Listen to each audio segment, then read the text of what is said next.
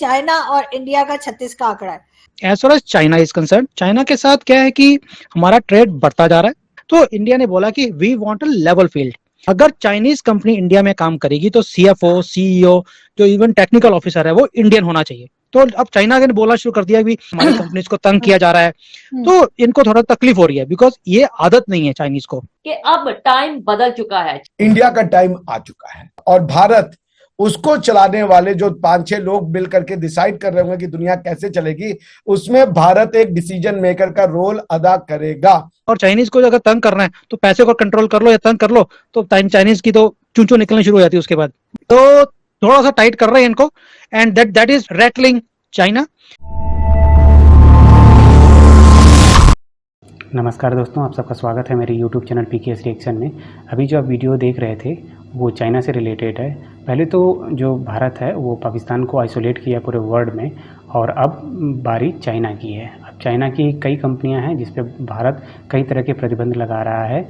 और पहले तो आपने देखा ही है, सुना जाना भी है कि जो ऐप्स थे पाकिस्तानी, कई ऐप्स को भारत ने प्रतिबंध लगा दिया था, और अब कुछ कंपनियों के हैं जिन पे भारतीय कंपनियों ने भारत ने प्रतिबंध लगाना शुरू कर दिया। तो चलिए इस वीडियो को पूरा देखते हैं और फिर से बात करते हैं। मोदी जी ने ये चीज को 2019 से 20 में देख लिया था कि we have to work on it, कि दुनिया का, इस प्लेनेट का 90%, मोर देन 90% जो डायमंड है, डायमंड कट, वो सूरत में होता है। मुझे नहीं मालूम था ये, लेकिन ये है मौजूद। आप समझ रहे, सब ने अपनी किताबों में हमारे लिए कूड़ा कचरा लिख के रखा हुआ था, लेकिन हुआ ये कि उतना नफरत फैलाने के बाद भी आज यूरोप भी कहने को मजबूर है कि भाई भारत से आयुर्वेदा सीखो, भारत से योगा सीखो, भारत से पीस सीखो। अब ये जो एक चीज है कि इंडिया जो है उसका जो गोल्डन इरा है, ठीक है जी, क्या वो स्टार्ट हो चुका है? हेलो दोस्तों, आइए देखते हैं पाकिस्तानी मीडिया की लेटेस्ट वीडियो।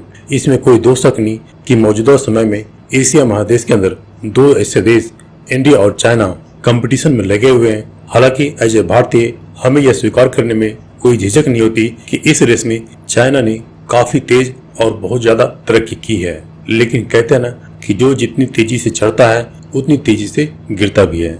खास तौर से चाइना के केस में, क्योंकि चाइना ने जैसे ही तरक्की की वैसे ही उसने अपने मसल्स अपने पड़ोसियों को ही दिखाना शुरू कर दिया, जिसका नतीजा ये निकला कि जो इंडिया चाइना के मामले में सोया हुआ था, या यूं कहें इंडियन पॉलिटिशियन ने अपनी दूरदर्शिता का परिचय उस समय नहीं दिया।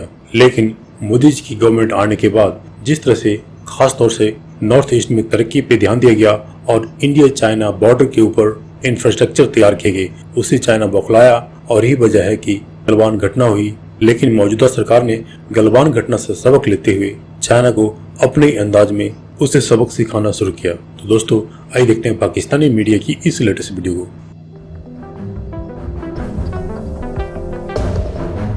काफी इंटरेस्टिंग वीडियो होगी आज।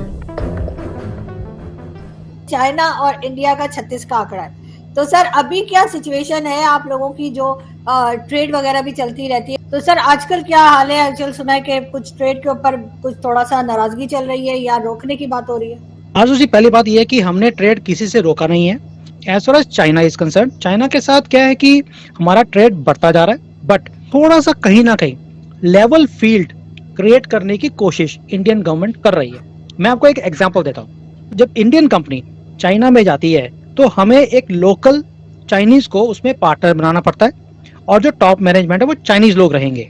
लेकिन अगर चाइनीज कंपनी इंडिया में आती है तो वो बोलते हैं कि हम इंडियन लोगों को नहीं लेंगे, इसमें labour has to come from China. जैसे पाकिस्तान के अंदर भी आपके जितने भी सीपैक के प्रोजेक्ट्स हैं वो सारे चाइनीज ही संभाल रहे हैं। आपका तो वहां पे सिर्फ चाय पानी देने के लिए लोग लेते हैं वो पाकिस्तान से। तो इंडिया ने बोला कि we want a level field. अगर चाइनीज कंपनी इंडिया में काम करेगी तो सीएफओ, सीईओ, जो इवन टेक्निकल ऑफिसर है वो इंडियन होना चाहिए। तो अब चाइना ने बोलना शुरू कर दिया कि अब लेवल फील्ड नहीं है हमारे लिए, हमारी कंपनीज को तंग किया जा रहा है, तो इनको थोड़ा तकलीफ हो रही है, बिकॉज ये आदत नहीं है चाइनीज को, इनको डिक्टेट करने की आदत है। तो यहाँ पर अब डिक्टेशन इंडिया वाले सहन नहीं करते, तो थोड़ा सा कहीं ना कहीं इनके एप्स भी बैन कर दिए। अब जो कई कंपनीज है जो धांधली कर रही थी जो, तो उसके पैसे भी इन्होंने ब्लॉक कर दिए इंडिया ने। और चाइनीज को अगर तंग करना है तो पैसे को कंट्रोल कर लो या तंग कर लो, तो चाइनीज की तो चूंचू निकलनी शुरू हो जाती है उसके बाद। तो थोड़ा सा टाइट कर रहे हैं इनको, and that is rattling China, but इनको आदत पड़ जाएगी ऐसा ऐसा, चिंता नहीं है। अच्छा True. सुमित जैन साहब, एक चीज ड्रोन्स टेक्नोलॉजी के हवाले से इंडिया 2030 तक चाहता है कि अपनी जो डिफेंस की डिपेंडेंसी है वो ड्रोन के हवाले से बहुत ज्यादा स्ट्रांग होनी चाहिए, बल्कि वो कहते हैं कि दुनिया में सबसे ज्यादा होनी चाहिए। क्या देख रहे हैं आप? पगार भाई, ड्रोन इज द फ्यूचर, क्योंकि एक तो लो कॉस्ट है। आप सोचिए कि एक हवाई जहाज अगर आपका लॉस होता है किसी वॉर की सिचुएशन में, तो उसमें इन्वॉल्वमेंट बहुत ज्यादा है, एक पायलट भी जाएगा। ड्रोन में कोई पायलट की जरूरत नहीं है, छोटा सा कॉस्ट है, गया अटैक किया, खुद भी अपने आप को डिस्ट्रॉय कर दिया, तो कोई प्रॉब्लम नहीं आती। हमने देखा कि रशिया में भी उनके पास ड्रोन सिस्टम्स नहीं थे जो रिलायबल थे, उनको भी ईरान से लेना पड़ा, और जैसे ही उन्होंने ईरान से लिया तो उनका पलड़ा चेंज हो गया यूक्रेन के वॉर के साथ। बिल्कुल सही कह रहे हैं। मोदी जी ने ये चीज को 2019 से 20 में देख लिया था कि we have to work on it. फकार भाई, उन्होंने एक बार बोला है, सिर्फ जो हमारे यहाँ पर IITs हैं, जहाँ से सारे बच्चे पढ़ के पूरे बड़ी बड़ी कंपनीज में CEOs लगते जाकर, जी बिल्कुल। वहां जाकर उन्होंने एक बार बोला कि आई वांट कि आप ड्रोन के ऊपर काम कीजिए एंड मेक इन इंडिया में होना चाहिए। और फकार भाई 6 महीने के अंदर वो बच्चों ने, जो कॉलेज के बच्चे हैं, उन्होंने 40-50 तो प्रोटोटाइप निकाल दिए। उसके बाद प्रोडक्शन शुरू हो गई, और अब ये हालत है कि हमारी हर चीज में अब ड्रोन्स यूज होने शुरू हो गए। क्योंकि एग्रीकल्चर फील्ड में मैं बहुत काम करता हूँ, इंडिया में भी, चाइना में भी। तो चाइना में एग्रीकल्चर में ड्रोन की जो इन्वॉल्वमेंट है बहुत ज्यादा है। स्प्रे करना है फर्टिलाइजर का या कुछ भी करना है, वो सारा ड्रोन से होता है। तो मैंने इंडिया में भी वो शुरू किया है, जहां पर आपका फर्टिलाइजर 10% की जो लागत है, सिर्फ 10% लगता है, 90% सेव हो जाता है। सो इसका जो यूज है वो सिर्फ और सिर्फ डिफेंस का नहीं है, जैसे सर्वेलेंस करनी है, एंड वो सारा आपको इंटेलिजेंस भी, इंटेलिजेंस का काम भी है। डिफेंस में आपको डेटरेंस करनी, उसके लिए भी है। एग्रीकल्चर है। मैंने वीडियो भी बनाया था कि चाइना ने ड्रोन कार भी निकाल दी कि आपको अपने घर के ऊपर अपना ड्रोन रखा हुआ है, आप उसमें बैठते हैं, उड़ के आप ऑफिस चले जाइए, 25-30 किलोमीटर दूर तक वो चले जाता है।